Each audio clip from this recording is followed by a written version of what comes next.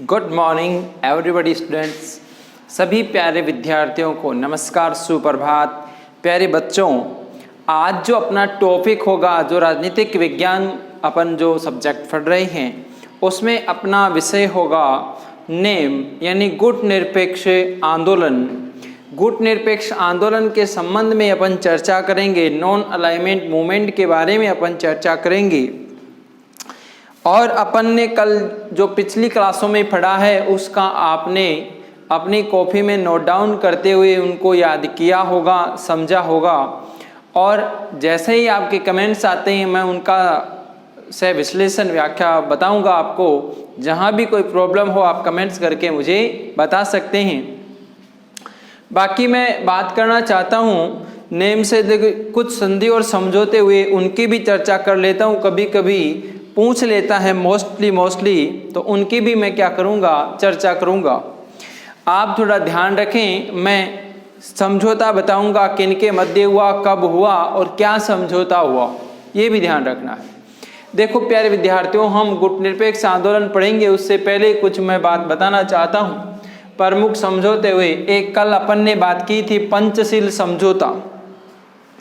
कल अपन ने पिछली वीडियो में अपन ने इंडियन फॉरेन पॉलिसी पढ़ी, उसमें एक समझौते का नाम आया था पंचशील समझौता। उसकी पांचों बातों को मैंने जिक्र किया था। शांतिपूर्ण हस्तक्षेप नहीं करना, पंचपूर्वता का आदर करना और सभी परस्पर लाभ की बातें करना, ऐसी अपन ने चर्चा की थी। पंचशील समझौता हुआ वो 29 अप्रैल 1954 को हुआ और भारत और चीन के मध्य हुआ। भारत के प्रधानमंत्री तत्कालीन पीएम थे, वो कौन थे? पंडित जवाहरलाल नेहरू थे। और चीन के जो भी राष्ट्रपति थे चाओ एन लाई, इन दोनों के मध्य क्या हुआ? पंचशील समझौता संपन्न हुआ। और दोनों ने शांति के लिए एक प्रस्ताव रखा था कि कभी भी भारत और चीन आपस में युद्ध नहीं करेंगे, हमेशा शांति का क्या रखेंगे? बर्ताव रखेंगे। लेकिन कुछ घटनाओं को देखते हुए ऐसा लगता है कि चीन हमेशा कैसी नीति रखता है? आक्रामक नीति रखता है। वो बार बार हमारी सीमाओं पे अटैक करता है। उसकी साम्राज्यवादी जो नीति है वो भारत के खिलाफ भी क्या है? दिखाई देती है। तो पहला समझौता हुआ प्यारे विद्यार्थियों पंचशील समझौता। 29 अप्रैल 1954 को भारत और चीन के मध्य हुआ। चाहे नेहरू जी और चाओ एन लाई के मध्य ये समझौता संपन्न हुआ। बात करता हूँ ताशकंद समझौते की। ताशकंद एक उज्बेकिस्तान की राजधानी है प्यारे विद्यार्थियों, और वहाँ पर भारत और पाकिस्तान के मध्य एक समझौता हुआ। उस समझौते में 1965 के बाद हुआ तो 10 जनवरी, कई किताबों में ये तारीख है जो गवर्नमेंट किताब में भी आ रही है, वो 11 जनवरी भी आपको मिल सकता है। 1966 को भारत और पाकिस्तान के मध्य ये युद्ध हुआ। उसमें लाल बहादुर शास्त्री और अयूब खां के मध्य ये क्या किया? समझौता किया। यूएसएसआर यानी रूस के जो राष्ट्रपति थे वो कोसिजन, वो भी इसकी मध्यस्थता कर रहे थे दोनों ने। लेकिन इसके बाद इनकी मृत्यु हो जाती है लाल बहादुर शास्त्री की 11 जनवरी को, जब उनकी डेड बॉडी भारत पहुंचती है। तीसरा समझौता हुआ वो शिमला समझौता है, और शिमला समझौता हुआ वो 3 जुलाई 1972 को हुआ। भारत और पाकिस्तान के मध्य हुआ, लेकिन इस समय प्रधानमंत्री कौन थी? इंदिरा गांधी और जुल्फिकार अली भुट्टो थी। इनके मध्य शिमला समझौता हुआ। शिमला में वार्ता हुई। एक है शांति सेना समझौता जो 29 जुलाई 1987 को हुआ। भारत और श्रीलंका के मध्य हुआ ये समझौता है। ये मुद्दा कब उठा था? एक तमिल समस्या थी। भारत से कुछ लोग तमिलनाडु से श्रीलंका में क्या करने थे? खानों में और चाय पत्तियों का काम करने के लिए गए हुए थे। लेकिन जब देशों को आज़ादी मिल गई उसके बाद वो वापस लौटे तो उनके जगह भूमि संबंधी विवाद हुआ, यानी निवास संबंधी विवाद हुआ। और इस निवास संबंधी विवाद में ही ये मुद्दा हुआ था, और इसलिए एक संगठन भी बना था लिट्ठे नाम का, वो इनका ही था, तमिलों का ही। इसलिए ये समझौता हुआ राजीव जयवर्धने समझौता। शांति सेना एक है लाहौर घोषणा 20 फरवरी 1999 को हुई। भारत और पाकिस्तान के मध्य हुआ, जिसमें इस समय अटल बिहारी वाजपेयी और नवाज शरीफ क्या थे, दोनों नेता थे प्रमुख राष्ट्रों के, जिन्होंने ये समझौता क्या किया, संपन्न किया। एक है आगरा शिखर वार्ता की बात करूं तो 14 जुलाई 2001 को ये आगरा में बैठक हुई। आगरा में 14 जुलाई 2001 को हुई, भारत और पाकिस्तान के मध्य हुई। और यहाँ पर शासन सत्ता में भारत के प्रधानमंत्री अटल बिहारी थे, लेकिन पाकिस्तान के प्रमुख कौन बन गए थे, परवेज मुशर्रफ के मध्य ये क्या हुआ, समझौता संपन्न हुआ, शिखर वार्ता हुई। एक समझौता आता है 123 समझौता, ये धारा है अमेरिका की, या इसको हाइड एक्ट कहते हैं। ये 11 अक्टूबर 2008 को हुआ। 6 में हमारे प्रधानमंत्री मनमोहन सिंह गए थे और 8 में समझौता संपन्न हुआ। ये समझौता परमाणु सैन्य परमाणु समझौते से संबंधित है, जो भारत और अमेरिका के मध्य हुआ, जिसमें जो मनमोहन सिंह जो अपने प्रधानमंत्री थे और जॉर्ज डब्ल्यू बुश वहाँ के राष्ट्रपति थे, इन दोनों के मध्य यह समझौता हुआ कि परमाणु आपूर्ति हम भारत क्या करेगा, अमेरिका से संपन्न करेगा। एक है उदार वीजा समझौता, जो 8 सितंबर 2012 भारत पाकिस्तान के मध्य हुआ और दोनों राष्ट्रों के जो विदेश मंत्री थे करसन मेनन और रहमान मलिक, इन दोनों के मध्य ये समझौता संपन्न हुआ। एक है 24 समझौता हाइड है, जो भी 15 मई 2015 को हुआ, भारत और चीन के मध्य हुआ। इसको संपन्न करने वाले नरेंद्र मोदी और चीन के राष्ट्रपति शी जिनपिंग थे। शी जिनपिंग और नरेंद्र मोदी के मध्य 24 समझौता संपन्न हुआ। और इन दोनों राष्ट्रों में अभी हाल ही में आप सभी को पता है कि यहाँ पर अभी चीन के साथ भारत की एक ताज़ा ही वार्तालाप या मुठभेड़ हुई है सेना में, उससे भी मामला क्या है, गर्मा गर्मी चल रहा है। हालांकि दोनों ने हमेशा शांति के लिए हस्ताक्षर कर रहा था, लेकिन फिर भी क्या है, छोटी छोटी घटनाओं के एक जगह है गलवान घाटी, आपने भी पता हो तो एक जगह है गलवान घाटी। इस गलवान घाटी को लेकर चर्चा में हो रहा है, जिसमें भारत और चीन की सेनाओं के मध्य अभी क्या चल रहा है, एक विवाद सा चल रहा है, जिसमें सैन्य मुठभेड़ हुई है। सैन्य क्या हुई है, मुठभेड़ हुई है, यानी सेना के कुछ जवानों में आपस में झड़पें हुई हैं। तो ये गलवान घाटी क्षेत्र है, जो एक पहाड़ी क्षेत्र है, गलवान नदी निकलती है, इसको भूमि का एक टुकड़ा है, इसको लेकर क्या बना हुआ है, विवाद बना हुआ है दोनों में, क्योंकि भारत और चीन के मध्य एक रेखा लगती है, मैकमोहन रेखा। इस मैकमोहन रेखा का निर्धारण सही तरीके से नहीं होने की वजह से क्या किया गया है, ये विवाद हमेशा से ही बने रहे। तो ये आज अपने प्यारे विद्यार्थियों प्रमुख संधि और समझौतों की क्या की है, वार्ता की है। तो मैंने कहा संधि और समझौतों में पहला हुआ पंचशील समझौता, जो 1954 में हुआ, भारत और चीन के मध्य ही हुआ था। आगे मैं बात करूं ताशकंद समझौता, तो ये 1966 में संपन्न हुआ। एक है शिमला समझौता, जो 3 जुलाई 1972 को हुआ। यहाँ पर भारत और पाकिस्तान के मध्य हुए हैं और शासन में प्रधानमंत्रियों का कार्यकाल हमेशा बदलता रहा है।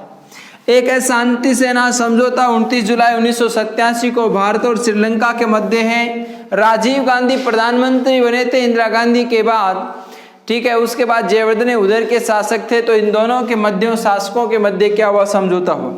एक है लाहौर घोषणा, 20 फरवरी 1999 भारत और पाकिस्तान के मध्य हुई। अटल बिहारी और नवाज शरीफ के मध्य यह क्या हुई, संपन्न हुई। उसके बाद आगरा शिखर वार्ता हुई, जो 14 जुलाई 2001 को हुई, भारत पाकिस्तान के मध्य। लेकिन शासक अटल बिहारी वाजपेयी और पाकिस्तान के प्रधानमंत्री परवेज मुशर्रफ थी, क्योंकि वहां पर तानाशाही शासन है पाकिस्तान में, तो सैन्य शासन पलट गया था। एक समझौता बड़ा ही मोस्ट है 123 समझौता, जो 11 अक्टूबर 2008 को संपन्न हुआ भारत और अमेरिका के मध्य। मनमोहन सिंह प्रधानमंत्री थे, वहां के राष्ट्रपति थे जॉर्ज डब्ल्यू बुश। एक है उदार वीजा समझौता, 8 सितंबर 2012 को भारत पाक के मध्य हुआ, दोनों ही विदेश मंत्रियों के मध्य संपन्न हुआ। एक है 24 समझौता, जो 15 मई 2015 को संपन्न हुआ, नरेंद्र मोदी और शी जिनपिंग के मध्य ये क्या हुआ, वार्ता संपन्न हुई।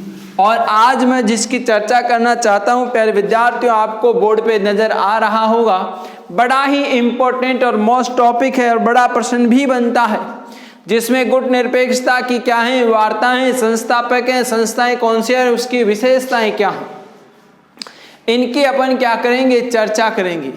चर्चा करने से पहले अपन को यह भी पता होना चाहिए कि नेम का मतलब होता क्या है गुट निरपेक्षता। देखो, गुट निरपेक्षता सबसे पहले उठा जो बात है वो द्वितीय सेकंड वर्ल्ड वार के बाद उठी थी, यानी द्वितीय विश्व युद्ध हुआ जो 1939 से लेकर 44 तक चला। उस द्वितीय विश्व युद्ध के दौरान इसकी क्या हुई, घटनाएं हुई। इस घटनाओं के बाद यानी भारत को आज़ादी मिली वो 15 अगस्त 1947 को मिली। इसी समय 1947 को आज़ादी मिली और एक विदेश नीति का निर्धारण में बड़ी ही महत्वपूर्ण भूमिका रही। उसके लिए पंडित जवाहरलाल नेहरू थे। इस नेहरू जी ने क्या किया था, विदेश नीति का निर्धारण किया था। फिर मैं बात करूं प्यारे विद्यार्थियों यहाँ पर कि एक दौर चल रहा था जिसमें युद्ध कहा जाता है, शीत युद्ध, कोल्ड वार की बात की जाती है। कोल्ड वार की बात की जाती है। कोल्ड वार की शीत युद्ध में हुआ क्या था, शीत युद्ध दो बड़ी महाशक्तियों के मध्य लड़ा जा रहा था। महाशक्तियां थी दो, आपको सबको पता है प्यारे विद्यार्थियों, महाशक्तियां थी दो बड़ी। उन महाशक्तियों में एक का नाम आता है यूएसएसआर और एक का नाम आता है यूएसए। इन दो महाशक्तियों के मध्य जो शीत युद्ध चल रहा था उसमें ये दो गुट बने हुए थे। एक तरह से अपने अपने गुट बने हुए थे। इन गुटों में क्या करना था, क्योंकि ये एक विचारधारा थी वो साम्यवादी को बढ़ावा देती थी, देखो ये विचारधारा पूंजीवाद को बढ़ावा देती थी। यानी अलग अलग क्या थी, अपनी विचारधाराओं की लड़ाई थी और अपने सैन्य प्रशासन कार्यों में सब में क्या करना था, वर्दी करनी थी और एक अंतर्राष्ट्रीय स्तर पर अपनी पहचान बनाने की क्या थी, इनमें लड़ाई थी। प्यारे विद्यार्थियों, इसी दौरान भारत जब आज़ाद हुआ तो फिर किसी उलझन में नहीं उलझना चाहता था, इसलिए भारत के सूझबूझ नेता और प्रधानमंत्री का नेतृत्व करने वाले पंडित जवाहरलाल नेहरू ने एक नया ही क्या निकाला, मोड़ निकाला। नया मोड़ इसलिए निकाला कि वो किसी भी परिस्थितियों में कहीं पर भी भारत को कोई किसी प्रकार की हानि नहीं पहुंचाना चाहते थे। इसलिए उन्होंने और अन्य प्रमुख लोकतांत्रिक राष्ट्रों ने जो पराधीन थे वो नए नए उदय हुए थे, उन लोगों ने क्या किया, इसका प्रतिपादन किया। तो नया रास्ता निकालने के लिए एक शब्द दिया जिसको नेम कहते हैं, गुट निरपेक्षता की नीति अपनाते हुए कहते हैं। गुट निरपेक्षता शब्द का पहली बार प्रयोग की बात करूं कि नेम का प्रयोग किसने किया था, नेम का, तो सबसे पहले 1953 में कृष्ण मेनन ने, यानी वीके कृष्णन मेनन ने इसका क्या किया था भाई, कृष्णन मेनन ने इसका क्या किया, गुट निरपेक्षता शब्द का पहली बार क्या किया, प्रयोग किया। फिर मैं बात करूं प्यारे विद्यार्थियों, इसको पॉपुलर या वैज्ञानिक रूप से नाम देने वाला व्यक्ति था। नेम को वैज्ञानिक क्षेत्र में या वैज्ञानिकता के आधार पर कसौटी पर कसने वाला वैज्ञानिक अर्थ में किसने प्रस्तुत किया, वो किया जॉर्ज लिस्का ने। इसको क्या किया, वैज्ञानिक रूप से क्या किया, स्पष्ट किया। नेम की बात करूं तो नेम के प्रतिपादक हैं, उन प्रतिपादक व्यक्तियों में 5 व्यक्तियों के नाम आते हैं, जिसमें सबसे पहले नेहरू जी हैं, नासिर हैं, मार्शल टीटो हैं, सुकर्णो हैं और एक हैं घाना के एन कुरमा।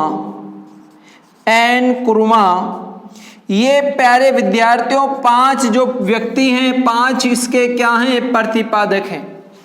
भारत से संबंध रखने वाले पंडित जवाहरलाल नेहरू भारत के थे और जो नासिर थे वो कहाँ के थे, वो मिस्र के क्या थे, नासिर थे। और युगोस्लाविया के थे मार्शल टीटो। सुकर्णो इंडोनेशिया के थे और एन कुरमा जो है वो कहाँ के थे, घाना के थे। यानी ये 2 इसके क्या रहे हैं, बड़े समर्थक रहे हैं। ये क्या रहे हैं, समर्थक रहे हैं। इन्होंने जोरदार इन चीज़ों का क्या किया, समर्थन किया कि वास्तव में ऐसी नीति अपनाई जाए। वैसे ये गुटनिरपेक्षता की नीति है, वो तटस्थता की नीति नहीं है, बल्कि ये कैसी नीति है प्यारे विद्यार्थियों, ये एक सकारात्मक नीति है। सकारात्मक नीति है जिसमें किसी सही बात का क्या किया जाएगा, समर्थन किया जाएगा। भारत किसी भी परिस्थितियों में सकारात्मक नीति को अपनाएगा, सही बात का क्या करेगा, समर्थन देगा। तो इसलिए ये गुटनिरपेक्षता की नीति को बीच का रास्ता या नहीं अपनाया, लेकिन इसको सही रूप से स्पष्ट देखा गया है। तो प्यारे विद्यार्थियों, आप इतनी चीज़ों को नोट डाउन भी कर सकते हो। बाकी आगे मैं बता रहा हूँ कि द्वितीय विश्व युद्ध के बाद इसकी शुरुआत हुई है, सकारात्मक नीति है। और किसी भी गुट में शामिल नहीं होने के लिए ऐसा प्रतिपादन किया गया है। आज़ाद होने पर नेहरू को नेतृत्व दिया गया, जिसमें वो बचना चाहता था दोनों से, तो ऐसी उसने नीति अपनाई जिसको गुट निरपेक्षता की नीति कहते हैं। कुछ लोग ये कहते हैं कि गुट निरपेक्षता का प्रतिपादन 1961 में बेलग्रेड में इसकी पहली बार बैठक हुई। 1961 में स्थान है बेलग्रेड, यानी युगोस्लाविया की राजधानी है। हालांकि भारत में भी इसका शिखर सम्मेलन 1983 में हो चुका है। मैं बात करूं गुट निरपेक्षता की जो संस्थाएं हैं वो कौन कौन सी हैं, तो इसकी संस्थाएं बनी हुई हैं वो 3 प्रकार की क्या हैं, संस्थाएं हैं। नंबर 1, पहली जो संस्था है वो समन्वय ब्यूरो है। समन्वय ब्यूरो एक गुट निरपेक्षता की एक क्या है, एक संस्था है। एक है विदेश मंत्रियों का सम्मेलन। विदेश मंत्रियों का सम्मेलन करना होता है, तो सभी विदेश मंत्रियों को क्या किया जाता है, गुट निरपेक्षता की बातों में बैठा जाता है। और तीसरा जो है वो एक शिखर सम्मेलन होता है।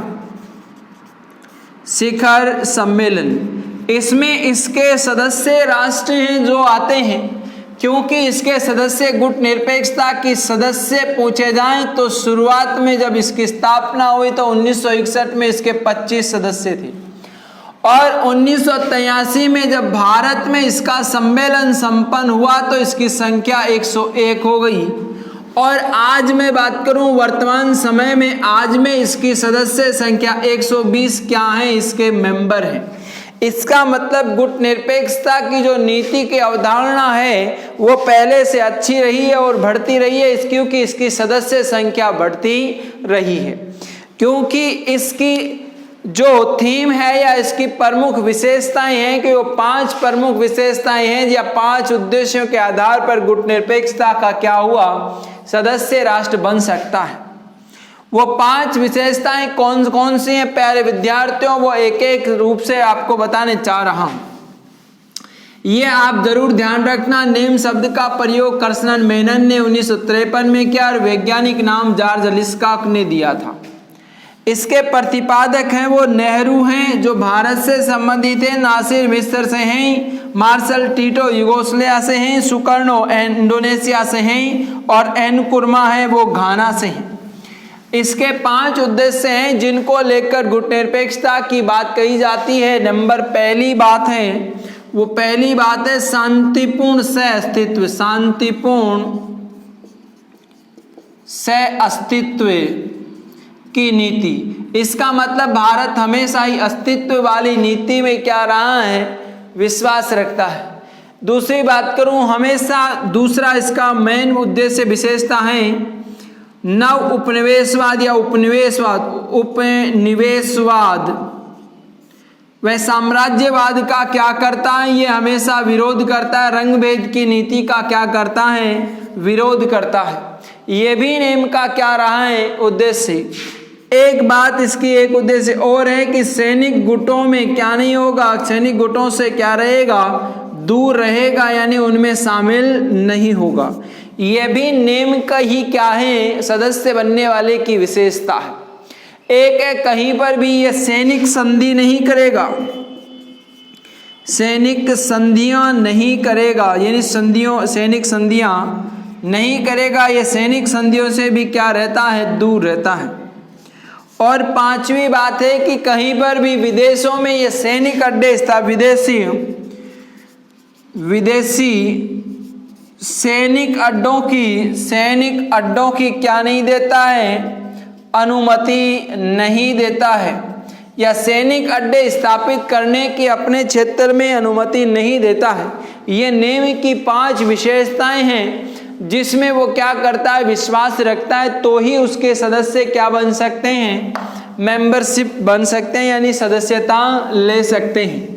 तो इस प्रकार से इसकी बातें हैं कि ये 5 बातें हैं जिनके आधार पर किसी राष्ट्र को क्या मिलती है, सदस्यता मिलती है।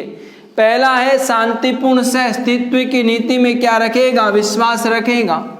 और नवउपनिवेशवाद, साम्राज्यवाद और रंग भेद जातिवाद का क्या करता है, विरोध करता है। और एक है सैनिक गुटों से क्या रहता है, दूर रहेगा और सैनिक संधियां भी कभी संपन्न नहीं करेगा। और विदेशों से जो व्यक्ति हैं उनमें या विदेशी संस्थाएं या सैनिक अड्डे स्थापित करने की अनुमति नहीं देता है। मैंने 3 संस्थाएं बात की, एक तो समन्वय ब्यूरो की बात की, एक विदेश मंत्रियों के सम्मेलन की बात की, और शिखर सम्मेलनों की क्या की, वार्ता की। यानी सदस्य भी भाग लेंगे, कुछ पर्यवेक्षक राष्ट्र हैं वो भी इसकी क्या लेते हैं, भाग लेते हैं। अब नियम की कुछ विशेषताओं की मैं बात करना चाहता हूं। गुटनिरपेक्षता की विशेषता क्या कहती है, यानी इसकी विशेषताएं क्या हैं गुटनिरपेक्षता की। तो पहली विशेषता है वो शीत युद्ध का विरोध करने की रीति रही है। शीत युद्ध का विरोध क्यों, क्योंकि इसकी शुरुआत ही कब हुई थी, शीत युद्ध के काल में हुई। तो शीत युद्ध का विरोध करता है, पहली इसकी क्या है, विशेषता है। दूसरी विशेषता की बात करूं, सैन्य व राजनीतिक गठबंधन का क्या करता है, विरोध करता है। सैन्य व राजनीतिक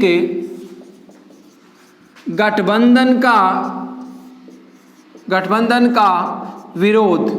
इसका मतलब है कि यहाँ पर सैन्य व राजनीतिक गठबंधन का क्या किया जाता है, राजनीतिक गठबंधनों का भी विरोध किया जाता है।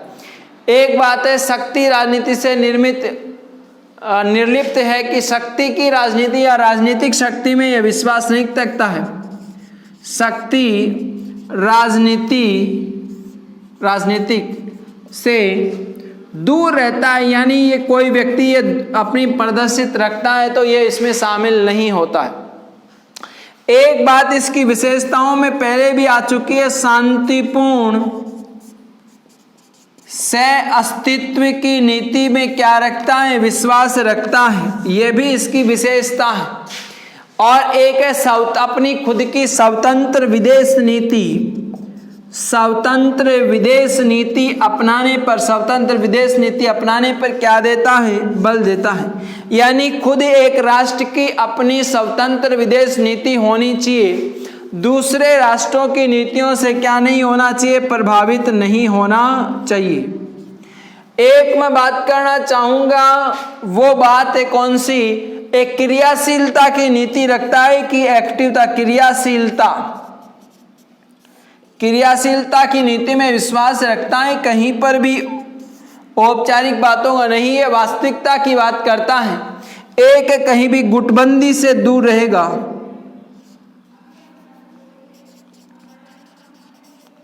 गुटबंदी से क्या रहेगा, दूर रहेगा। तो ये हैं जो सारी क्या हैं इसकी विशेषताएं हैं। इनकी विशेषताओं का भी अपन को, नेम की विशेषताओं का भी क्या करना है, ध्यान रखना है। तो ये नेम की विशेषताओं की चर्चा की, जिसमें पहली विशेषता है शीत युद्ध का क्या करेगा, विरोध करेगा। शीत युद्ध का काल चल रहा था तो इसका विरोध किया। सैन्य व राजनीतिक गठबंधन का भी विरोध करना, शक्ति राजनीति से दूर रहना, शांतिपूर्ण सहअस्तित्व की नीति रखना, स्वतंत्र विदेश नीति अपनाना, क्रियाशीलता की नीति पर बल देना और गुटबंदी से क्या रहना, दूर रहना। और बाकी यह है कि रंगभेद, जातिवाद, साम्राज्यवाद का विरोध हमेशा करता है। सैनिक समझौतों को अलग रहता है सैनिक गुटों से। एक बात और ध्यान रखनी है कि कुछ लोग इसकी नेम की प्रासंगिकता पर क्या उठाते हैं, प्रश्न उठाते हैं कि वास्तव में ये प्रासंगिक है कि नहीं है और भारत इसमें समृद्ध है कि नहीं है। बात है कि सबसे पहले 1978 में 77-78 की बात बताऊं, उससे पहले जो इंदिरा गांधी या कांग्रेस की सरकार बनी है वो हमेशा यूएसएसआर की तरफ क्या रखता है, झुकाव रखता था। इसलिए असली गुटनिरपेक्षता की जो नीति है, असली गुटनिरपेक्षता की जो नीति का प्रतिपादन करने वाले व्यक्ति थे वो जनता पार्टी की सरकार से चुनकर आए, उनका नाम ये अटल जी है। तो विदेश मंत्री अटल जी ने कहा था कि हमें वास्तव में क्या है, गुटनिरपेक्ष होना ही नहीं चाहिए बल्कि हमें दिखाई भी देना चाहिए। यानी हमारा झुकाव जो यूएसएसआर की तरफ है वो सीधा खड़ा होना चाहिए, हमें किसी का भी समर्थन नहीं करना चाहिए। ये असली गुटनिरपेक्षता का क्या हुआ, प्रतिपादन हुआ। तो प्यारे विद्यार्थियों, आज अपन ने गुटनिरपेक्षता की बात की है, इसके शिखर सम्मेलन हैं वो भी संपन्न हुए। तो पहला शिखर सम्मेलन की बात मैंने आपको बताई, वो पहला शिखर सम्मेलन है वो आपको मैंने बताया कि 1961 में सबसे पहले कहाँ पर हुआ था, वो बेलग्रेड में हुआ था। कहाँ पर हुआ था, बेलग्रेड में। यानी 1 सितंबर से लेके 6 सितंबर तक, 1 सितंबर से 6 सितंबर 1961 को पहला शिखर सम्मेलन संपन्न हुआ, वो युगोस्लाविया की राजधानी बेलग्रेड में संपन्न हुआ। भारत की मैं बात करूं कि भारत में कब संपन्न हुआ, तो प्यारे विद्यार्थियों भारत में संपन्न हुआ वो 1983 में, मार्च 1983 में 7वां शिखर सम्मेलन भारत में संपन्न हुआ, 1983 में हुआ मार्च में। और ये शिखर सम्मेलन हुआ तो इसमें सदस्य संख्या कितनी हो गई, 101 हो गई, यहाँ संख्या 25 थी। और इसका जो लास्ट में जो अभी चल रहा है 18वां शिखर सम्मेलन की जो बात करूं मैं, वो 18वां शिखर सम्मेलन है जो 2019 में अजरबैजान में हुआ। 2019 में इसका शिखर सम्मेलन जिसमें सदस्य राष्ट्र 120 संख्या थी। तो इसका मतलब है कि यहाँ पर कुछ जगह अलग अलग शिखर सम्मेलन संपन्न हुए, उसमें ये राष्ट्र लोकतांत्रिक राष्ट्रों की प्रक्रियाओं पर ध्यान देते हैं, उनको बढ़ावा भी देते हैं, जिसके उद्देश्य हैं उन उद्देश्यों की या विशेषताओं की हमेशा बात करते हैं। तो प्यारे विद्यार्थियों, मैं आशा करता हूँ कि आपके ये निम्न शिखर सम्मेलन जो अपन ने बात की है वो आपके समझ में आ गए होंगे। समय का सदुपयोग करते हुए मैंने इनकी सभी की एक एक बातें डिटेल से पीडीएफ के माध्यम से उपलब्ध करा रखी हैं, आप उनकी चर्चा कर सकते हो। बाकी कोई प्रश्न बाहर से नहीं बनेगा, यहीं पर सारे प्रश्नों का आसपास घेरा होता है, आप इनकी बातों को जिक्र शब्दों में करें समझ के। ठीक है, आज की क्लास में यही समाप्त करता हूँ। आपको कहीं भी किसी भी प्रकार की प्रॉब्लम्स होती है तो आप मुझे कमेंट्स भी कर सकते हैं। ठीक है, आज पर्सनल भी आप मुझे संपर्क कर सकते हैं, कमेंट्स करके मैं आपका आंसर